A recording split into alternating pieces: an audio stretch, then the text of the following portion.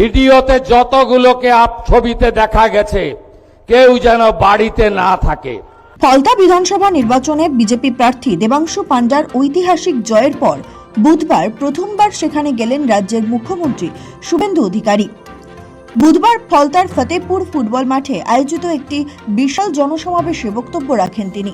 আর সেই জনসভা থেকেই পরোক্ষে প্রভাবশালী তৃণমূল নেতা জাহাঙ্গীর খান এবং তার অনুগামীদের কড়া ভাষায় হুঁশিয়ারি দিয়ে রাখেন মুখ্যমন্ত্রী।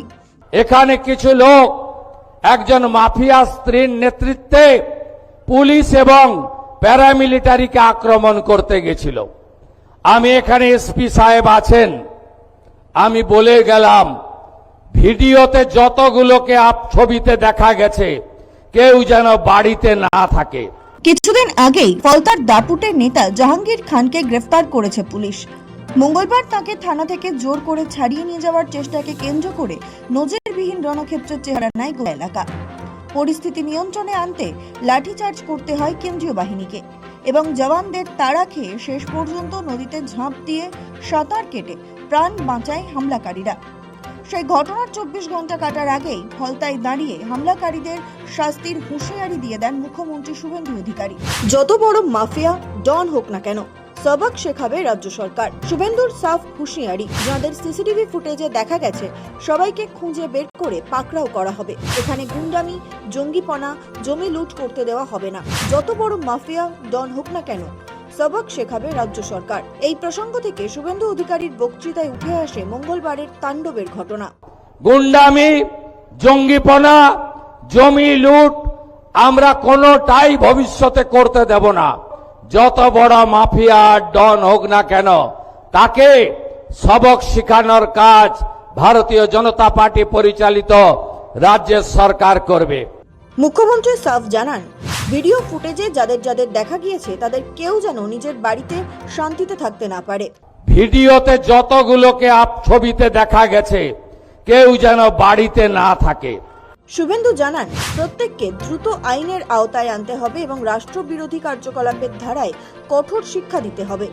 যারা এই হামলা করেছে আইনি প্রক্রিয়া মেনে তাদের সম্পত্তি বাজেয়াপ্ত করে প্রকাশ্যে নিলামে চড়ানো হবে। এই কড়া পদক্ষেপ করে রাজ্যের ডাবল ইঞ্জিন সরকার প্রকৃত ন্যায় প্রতিষ্ঠা করবে। তাদেরকে আইনের আওতায় আনতে হবে এবং ভারতীয় ন্যায় সংহিতার অন্তর্গত রাষ্ট্রবিরোধী কার্যকলাপের যে ধারা আছে, আমি পুলিশ মন্ত্রী হিসেবে আপনাকে নির্দেশ দিচ্ছি, সেই ধারাতে এমন